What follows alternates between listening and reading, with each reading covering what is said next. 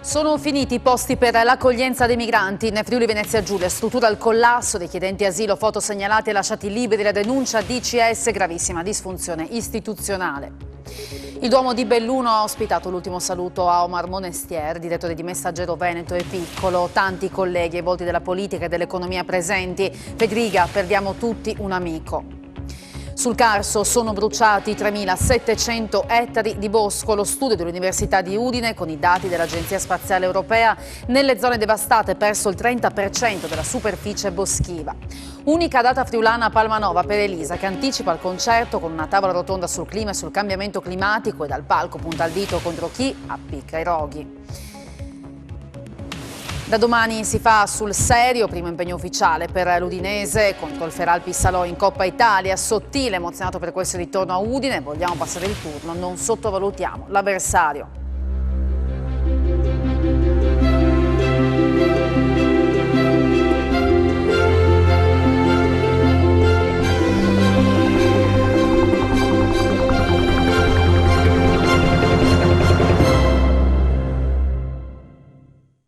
Ben ritrovati a tutti voi su Telefriuli all'appuntamento con il nostro telegiornale. Per i migranti che continuano ad arrivare in Friuli Venezia Giulia non c'è più posto. Le strutture per l'accoglienza sono al collasso e ormai chi viene fermato, una volta fotosegnalato, viene lasciato libero sul territorio. Sistema dell'accoglienza dei migranti vicino al collasso. Nelle strutture del Friuli Venezia Giulia non c'è più posto per chi scappa dalla guerra o dalla miseria. Alla Cavarazerani di Udine, dove i richiedenti asilo sono 600, la capienza è esaurita. Un po' ce l'aspettavamo, commenta il prefetto Massimo Marchesiello, ma francamente speravo che i tempi fossero più dilatati. Abbiamo comunque avuto conferma dal ministro che a breve alcuni migranti saranno trasferiti altrove. Situazione ancora più complessa a Trieste. Oggi le strutture sono al completo, spiega il prefetto Annunziato Verdè. Una situazione legata al sovraffollamento di Lampedusa che causa difficoltà nella disponibilità di posti a livello nazionale. Luglio e agosto sono storicamente i mesi più difficili sul fronte degli arrivi, anche dalla rotta balcanica, ma sono dati in linea con lo scorso anno. Verdè ha chiesto e ottenuto 20 trasferimenti di persone verso Pordenone e altri 20 a brevissimo lasceranno il capoluogo giuliano verso la destra Tagliamento. A questi si aggiungono altri 30 trasferiti fuori regione per un totale di 70. Insieme al comune di Trieste, aggiunge Verdè, stiamo lavorando per attivare a breve una struttura da 30 posti letto da usare per i momenti di difficoltà. Il CD Gradisca di Zonza al momento può ospitare ancora non più di 20 richiedenti asilo ed è così che una volta identificati e fotosegnalati dalle forze dell'ordine i migranti restano liberi sul territorio. È dura l'analisi di ICS, l'associazione che gestisce l'accoglienza dei migranti e che parla di una situazione di emergenza determinata da una gravissima disfunzione istituzionale nei trasferimenti fuori regione dei migranti. Sentiamo il presidente Schiavone. Abbiamo in questo momento circa 150 persone che nella sola città di Trieste, richiedenti asilo, non hanno accoglienza e questo avviene anche da molti giorni, direi da alcune settimane. Non è un'emergenza dovuta agli arrivi che sono in linea con gli anni scorsi e non è un'emergenza dovuta neppure alla mancanza di posti di prima accoglienza che sono anche aumentati.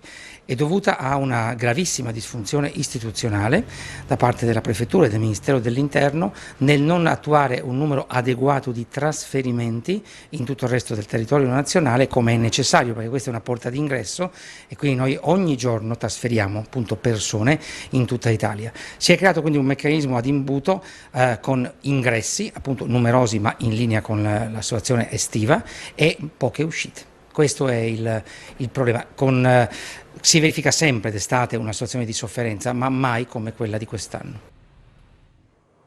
Nel Duomo di Belluno l'ultimo saluto a Omar Monestier, direttore di Messaggero Veneto e il Piccolo, scomparso nella notte di domenica a soli 57 anni, tanti i volti che hanno gremito la Chiesa da familiari, amici, colleghi e personalità del mondo politico. Mio padre era un uomo vero e complesso, ricordatelo senza idealizzarlo, ricordatelo onestamente. Omar Monestier, direttore del Messaggero Veneto e del Piccolo, scomparso nella notte di lunedì, è stato salutato così dal figlio Tommaso al termine delle esequie che si sono tenute oggi al Duomo di Belluno. La cattedrale era gremita di persone. di giornalisti non solo delle 2 testate regionali, ma anche delle altre redazioni guidate in passato da Monestier. Presente anche la politica con il presidente della regione Friuli Venezia Giulia, Massimiliano Fedriga, il suo vice Riccardo Riccardi, il governatore del Veneto Luca Zaia, il sindaco di Trieste Roberto Di Piazza.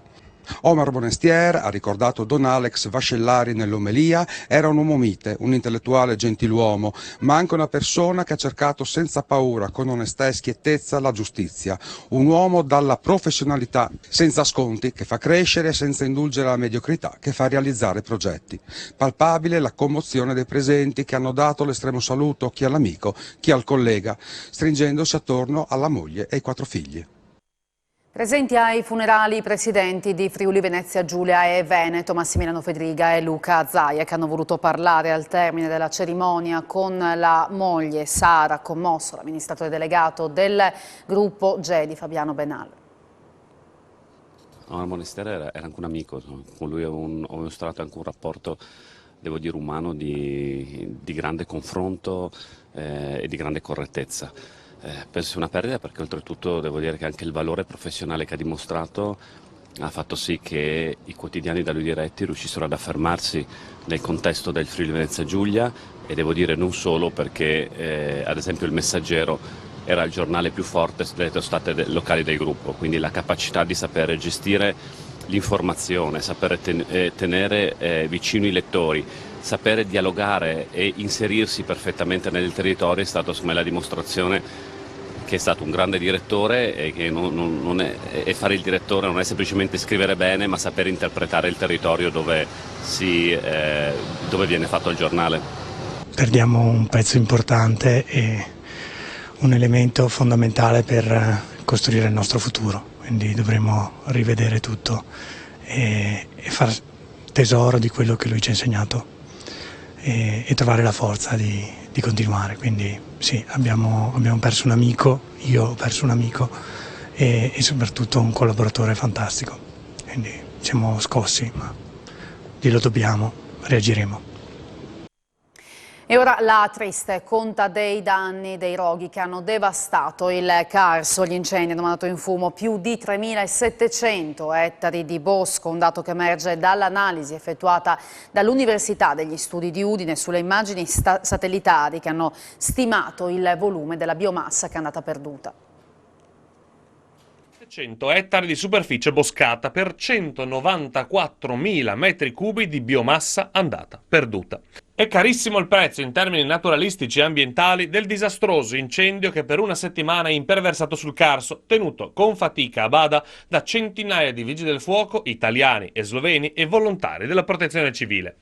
La stima è stata effettuata dal gruppo di ricerca Ambiente e Territorio del Dipartimento di Scienze Agroalimentari, Ambientali e Animali dell'Università di Udine, che ha analizzato le immagini fornite dal satellite Sentinel-2 dell'Agenzia Spaziale Europea. La maggior parte di danni si è verificata in Slovenia, con il comune più colpito di Mira e Kostanjevica, che ha visto bruciare oltre 2.700 ettari di vegetazione carsica. Sul fronte italiano, il comune più danneggiato è Doberdo del Lago, con 406 ettari. Nelle aree interessate dagli incendi, prima dei roghi, il volume boschivo ammontava a 614.000 metri cubi ed il fuoco ne ha distrutto un terzo. A salvare il resto è stata la particolare morfologia del Carso e l'impegno costante delle forze sul campo. Quanto accaduto sul Carso, ha spiegato Giorgio Alberti, professore di selvicoltura e assestamento forestale, deriva da diversi fattori. In primis il cambiamento climatico, che porterà estati sempre più secche, ma anche la mancata o ridotta gestione delle superfici boschive, soprattutto in prossimità di centri abitati e infrastrutture. Altri fattori sono la presenza di specie non autoctone come il pino nero, ha concluso Alberti, che è maggiormente infiammabile in condizioni di siccità. Intanto il prefetto di Gorizia ha deciso che da domani mattina riaprirà la strada del Vallone per quanto riguarda l'emergenza per Gabria e San Michele. Il sindaco di Savogna D'Isonzo ha comunicato che è rientrata. La strada statale 55 del Vallone riaprirà domani mattina alle 8, eccezione fatta per il tratto compreso tra Sablici e Trieste, dove il transito sarà consentito sino a quando non verrà eseguita una valutazione geologica a senso unico di marcia alternato. La decisione è stata assunta oggi pomeriggio dal prefetto di Gorizia, Raffaele Ricciardi, al termine del consueto vertice che si è tenuto in prefettura. Rientrata l'emergenza incendi, con i roghi che hanno devastato diversi ettari di vegetazione carsica, Ricciardi ha voluto sincerarsi che sul Vallone fossero terminati i lavori per la rimozione degli alberi bruciati e il ripristino della segnaletica stradale distrutta. Intanto il sindaco di Savogna di Sonzo, Luca Pisc, ha revocato oggi lo stato d'emergenza per i residenti di Gabria e San Michele del Carso. Stasera i vigili del fuoco lasceranno alle 20 il territorio di San Michele, dove era stato spostato da Iamiano il posto di controllo avanzato per la gestione degli incendi. A presidiare la zona resteranno i volontari della protezione civile con il personale della forestale. E intanto, proprio nel tardo pomeriggio, è divampato un altro vasto incendio nella zona compresa tra Polcenigo e Caneva, un rogo che è stato al momento fermato grazie all'intervento dell'elicottero. Ora i vigili del fuoco stanno bonificando nell'area interessata da Caneva, Polcenigo, Budoia e Aviano. Il rogo, a causa in corso di accertamento, ha interessato un'ampia zona boschiva, hanno operato diverse squadre dei Vigili del Fuoco, oltre al personale della protezione civile e volontari dell'antincendio boschivo, e l'intervento appunto anche di un elicottero. Torneremo a parlare di incendi nel corso del nostro telegiornale con un appello che è stato lanciato da Palmanova, dalla cantante Elisa. Intanto però il mondo del lavoro, con lo sciopero questa mattina di tutti gli stabilimenti italiani della Wärtsilä contro la chiusura della produzione a Trieste, e proprio a Trieste la manifestazione più importante. Hanno messo il loro caschetto da lavoro o il loro cappellino aziendale a terra, perché così si sentono dopo la scelta di Wärtsilä di chiudere la produzione dei motori quattro tempi a Trieste, lasciando a casa 450 lavoratori diretti e oltre 400 dell'indotto. In 1000 hanno risposto all'appello dei sindacati FIOM, CGIL, FIMCISL e WILM, che hanno tenuto un presidio in piazza della Borsa proclamando uno sciopero di 8 ore indetto in tutti gli impianti del gruppo in Italia. Oltre a Trieste ci sono Genova, Napoli, Taranto e Cuneo.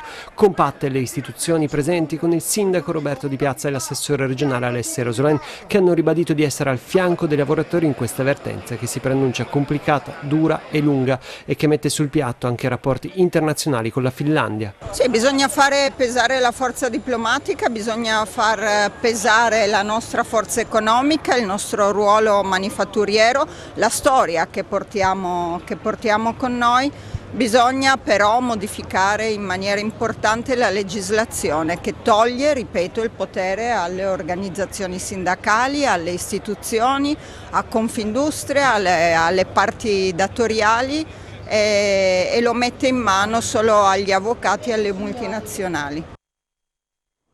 E intanto nella vicenda, secondo i sindacati, si profila l'ipotesi di comportamento antisindacale.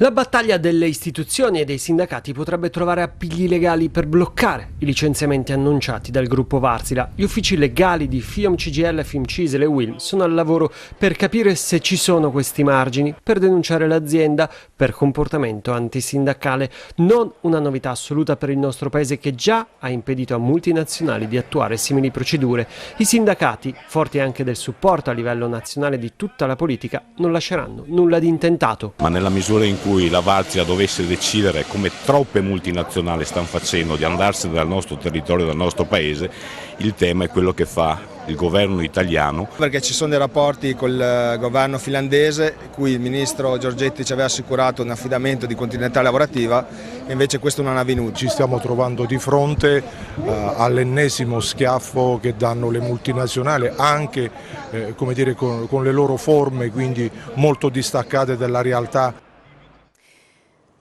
Semestrale record per Crédit Agricole Friuli-Adria, che oggi ha approvato i conti dei primi 6 mesi dell'anno. Si è chiuso con utile netto di 39,8 milioni, che rappresenta uno dei risultati semestrali in assoluto migliori di sempre, il bilancio dei primi 6 mesi dell'anno per Crédit Agricole Friuladria. I conti sono stati approvati oggi dal Consiglio di amministrazione, che si è riunito sotto la presidenza di Chiara Mio. L'incremento dell'utile netto è stato di circa il 10%. I ricavi in netto recupero dopo la crisi pandemica del 2020, complessivamente stabili rispetto al 2021, si attestano a 151 milioni. Sul fronte delle masse, gli impieghi crescono su dicembre del più 3,2% e si attestano a 7,8 miliardi di euro. La banca ha erogato 630 milioni di nuovo credito a privati e aziende, 375 milioni in Veneto e 255 in Friuli Venezia Giulia, in crescita del più 20% anno su anno. Ai privati sono stati erogati circa 2.000 mutui, 727 in Friuli Venezia Giulia e 1.233 in Veneto, per complessivi 244 milioni di euro. Alle aziende sono stati erogati circa 386 milioni, più 55%, di cui 168 milioni in Friuli Venezia Giulia e 218 milioni in Veneto. La raccolta totale diretta e indiretta si attesta a 17,3 miliardi di euro. Nei primi 6 mesi dell'anno sono oltre 11.000 i nuovi clienti acquisiti dalla banca, più di un terzo attraverso i canali online. Il gruppo Luci approda in Argentina. Nella provincia di Cordova è stata inaugurata Argesteco, un'azienda specializzata in servizi di consulenza e analisi in materia ambientale. Si chiama Argesteco ed è la nuova figlia del gruppo Luci. Una figlia oltreoceano però, perché è stata inaugurata a San Francisco, nella provincia di Córdoba.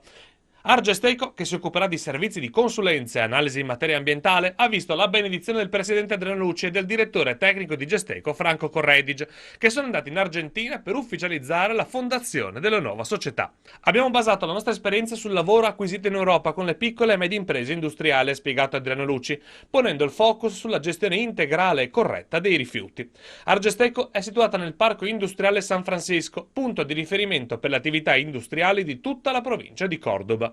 Obiettivo a lungo termine è instaurare un rapporto con la pubblica amministrazione argentina. Il sindaco di San Francisco, Damián Bernarte, ha sottolineato l'importanza di lavorare sulla tematica ambientale in modo da definire gli impegni dell'immediato futuro con cittadini e industria. Aziende a 2 marce in Friuli Venezia Giulia, se alcune protraggono le ferie per tutto il mese di agosto per risparmiare sui costi dell'energia, in altre si richiedono straordinari per evadere le commesse. Il caro energia costringe le aziende siderurgiche a chiudere l'attività anche per tutto il mese d'agosto, una situazione che non ha precedenti. Le ferie erano limitate a delle chiusure per fare la manutenzione che andava dai 7 ai 10 giorni. Qua realmente si sta parlando e si sta utilizzando 4 settimane di fermata, quindi questa è una situazione anomala mai successa prima. E fermare la siderurgia, che è il cuore pulsante della parte metalmeccanica della regione, vuol dire andare a fermare nel tempo l'edilizia, l'automotive e tutta la cantieristica navale. Le prospettive su settembre sono decisamente negative proprio per questi costi e la seria possibilità che si aprono cassa integrazione molto concreta. Parallelamente ci sono aziende che invece non riescono a mandare in ferie i propri dipendenti. Ci sono aziende dove puntualmente viene richiesto lo straordinario ai lavoratori proprio per i volumi produttivi e le richieste che arrivano dai clienti. Concertazioni da rivedere. I sindaci di centro-sinistra chiedono chiarezza alla Regione per il mancato sostegno a progetti su opere pubbliche da realizzare. L'assessore regionale Roberti tuona dicendo basta polemiche assurde, annuncia l'anticipazione della prossima concertazione a dicembre per esaminare le risposte inevase. In Friuli Venezia Giulia non c'è sufficiente attenzione da parte della Regione e delle comunità guidate dal centro-sinistra. I temi della concertazione sono stati al centro di un incontro organizzato al PD, al quale hanno partecipato diversi sindaci. Diversi comuni governati dal centro-sinistra hanno presentato delle progettualità evidentemente strategiche che non sono state inserite fra i progetti finanziati. Non ci è stato comunicato perché la missione o perché la non ammissione, non abbiamo chiarezza di come è stata svolta l'istruttoria. Sull'area nella quale noi presentiamo la proposta abbiamo già un finanziamento per costruire una nuova scuola che dovrebbe essere di servizio a 2 comuni limitrofi. Ecco, questo non viene preso in considerazione. Basta fare polemiche sul nulla, ribatte l'assessore regionale Roberti. Abbiamo concluso da poco un assestamento che ha dato sul territorio circa 140 milioni di nuovi investimenti, concordati appunto con le amministrazioni locali. Abbiamo avuto richieste per oltre 300 milioni di euro e la disponibilità era meno della metà sul totale. Ed è per questo, tra l'altro, che abbiamo deciso di anticipare la prossima concertazione e non farla il prossimo luglio, ma già arrivare questo dicembre con una nuova concertazione in legge di stabilità per poter dare risposte a chi magari era escluso. Dati della pandemia con 1.170 nuovi casi rilevati da 6.310 tra tamponi molecolari e test antigenici, 4 ricoveri in terapia intensiva, 271 in altri reparti. Si registrano 4 decessi, 2 a Udine, 1 a Gorizia, 1 a Pordenone. C'è stato un movimentato furto la scorsa notte in una tabaccheria di Lignano Pineta. Gli autori sono fuggiti con il fondo cassa, ma subito dopo sono stati fermati dalla polizia e i soldi restituiti al titolare. Fuggono col fondo della cassa contenente circa 300 euro, ma poco dopo vengono bloccati dagli agenti del commissariato di polizia locale. Nei guai sono finiti un maggiorenne e un minorenne, la cui posizione ora è al vaglio della procura. Ieri notte, poco prima delle 3, i due, dopo aver sollevato la grata della tabaccheria di Piazza Rosa dei Venti a Lignano Pineta, hanno sfondato la porta dell'esercizio pubblico mettendo fuori uso i sensori. È in quel momento però che è scattato l'allarme che ha permesso ai poliziotti del locale commissariato di giungere tempestivamente sul luogo del furto e poco dopo rintracciare e bloccare i due giovani. Con sé avevano ancora la cassa appena rubata con all'interno i soldi. Dell'episodio è stato prontamente avvisato il titolare della tabaccheria, Francesco Romano, che nel giro di pochi minuti è arrivato con la moglie in Piazza Rosa dei Venti. Accompagnato dai poliziotti nel commissariato di Lignano a sporgere denuncia, questa mattina si è presentato in questura Udine, dove gli è stato riconsegnato il maltolto. Attraverso la nostra emittente televisiva, il commerciante ha voluto pubblicamente ringraziare gli agenti per la tempestività dell'intervento e per la disponibilità e cortesia mostrati sin da subito nei suoi confronti. Nascondeva il rame appena rubato in un passeggino, facendo finta che sotto la copertina ci fosse un neonato. Una volta scoperto che invece c'erano pesanti matasse di rame, la ladra, una 34enne rumena, è stata denunciata. Nel corso del processo la donna aveva fatto perdere le proprie tracce fino a quando è stata individuata da una pattuglia dei carabinieri di Aurisina in un pullman diretto in Romania. Deve scontare 6 mesi e 18 giorni di reclusione per furto aggravato. I militari della Capitaneria di Porto di Monfalcone e Grado hanno sequestrato 200 kg di pesce. Controlli hanno accertato che in un ristorante di Lignano numerosi esemplari di specie ittiche erano privi di documenti che fossero in grado di attestarne la tracciabilità. Al titolare del ristorante una sanzione amministrativa di 1.500 euro.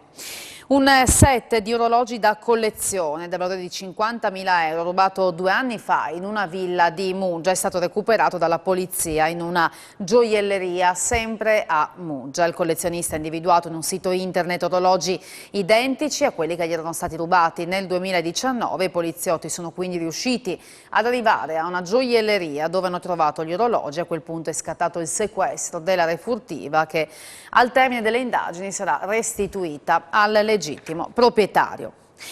Torniamo a Lignano Sabbiadoro, dove è stata rilevata un'abbondante fioritura di microalghe, soprattutto nell'arenile che si affaccia alla laguna di Marano. Dopo diverse segnalazioni, l'amministrazione comunale ha fatto eseguire analisi dell'ARPA, in particolare nei tratti di mare con colorazione anomala. I campionamenti, ha reso noto il vice sindaco Manuela Placa, escludono la sussistenza di forme di inquinamento di origine fecale. Le microalghe, in particolare di condizioni atmosferiche e ambientali, tra queste alte temperature, venti deboli e stabilità della colonna d'acqua, conferiscono un colore bruno scuro all'acqua e dunque il sindaco Mauro Propesso, per quanto riguarda invece Marano Lagunare, fa sapere che nel tratto non viene fatta pulizia per la mancanza di attrezzatura adatta a questi interventi.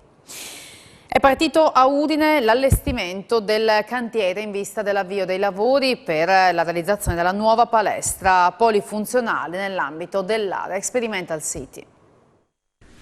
È cominciato a Udine l'allestimento del cantiere per avviare definitivamente a settembre i lavori di costruzione della nuova palestra polifunzionale all'interno dell'area Experimental City. La palestra, grazie all'intervento del Ministero, è destinata a ospitare tra l'altro una disciplina sportiva che a Udine viene praticata esclusivamente all'esterno, ovvero il pattinaggio, che si servirà della struttura anche per le gare nazionali. Costo dell'opera è di 3.200.000 euro. Caratterizzerà anche quest'area con una palestra polifunzionale, come vi diceva, ma qui ci sarà la palestra di roccia più avanti, dietro ancora ci saranno anche i parcheggi che sono circa sui 600, ma soprattutto 4 impianti sportivi all'aperto. La mensa diocesana della Caritas di Udine cerca volontari per garantire il servizio ai meno abbienti anche durante il mese di agosto e per questo ho organizzato un incontro con la cittadinanza per domani mattina, aprendo le porte a chiunque voglia avvicinarsi al mondo del volontariato. Questo è un servizio che è aperto 7 giorni su 7, tutti i giorni dell'anno, quindi in orario di pranzo, ed è possibile fare questo tipo di proposta proprio grazie al grande numero di volontari.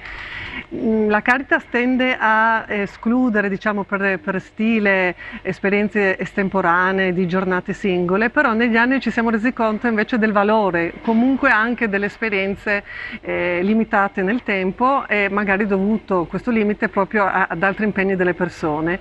Quindi ci siamo detti di aprirci anche per il mese di agosto, anche per gli adulti, però ovviamente dando un supporto, facendo un incontro per indicare che stile ci aspettiamo, che stile tenere e come tutelare ovviamente i volontari. Quando si terrà questo incontro? L'incontro si tiene domani, venerdì 5 agosto alle 10:30 nella sede Caritas, che è via Treppo numero 3. Stasera a Palmanova il concerto di Elisa, che prima appunto di questa esibizione ha voluto però parlare degli incendi che hanno devastato il Carso e ha lanciato un appello: cercate di essere responsabili, ha detto, e se serve andate da uno psicologo o psicoterapeuta invece di appiccare incendi, ha detto, rivolgendosi ai piromani. Veramente forse ci dobbiamo ricordare ancora di più quanto voi rischiate, no? Quanto rispetto c'è in quello rispetto della natura, rispetto del pianeta, quanto la protezione civile e tutti i volontari rischiano, mettono a rischio la loro vita. Allora mi permetto di fare un appello anche agli stessi piromani là fuori.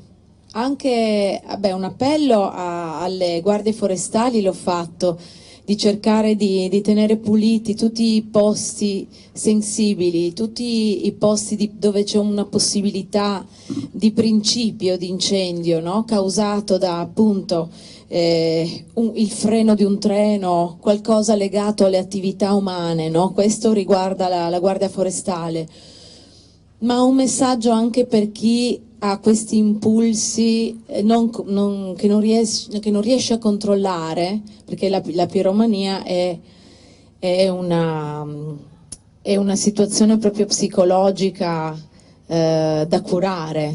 Noi non siamo i padroni del mondo e non siamo fatti per governarlo, infatti non ne siamo evidentemente capaci, questo è chiaro a tutti. Siamo parte di un mondo e quindi ci sono anche all'interno di questo mondo, siamo tutti connessi, interconnessi, e ci sono degli ecosistemi che se vengono distrutti, siccome appunto siamo tutti interconnessi e connessi, vanno a danneggiare dal più piccolo essere al più grande essere. Dopo la sigla Sport FVG, con il focus dedicato al primo impegno ufficiale dell'Udinese domani in Coppa Italia contro Feralpi Salò, ma parleremo anche di Pordenone in Serie C con la composizione del girone e di un anniversario olimpico oggi a Buia, l'oro di Jonathan Milan il 4 agosto del 2021. Grazie per aver seguito il nostro telegiornale, arrivederci.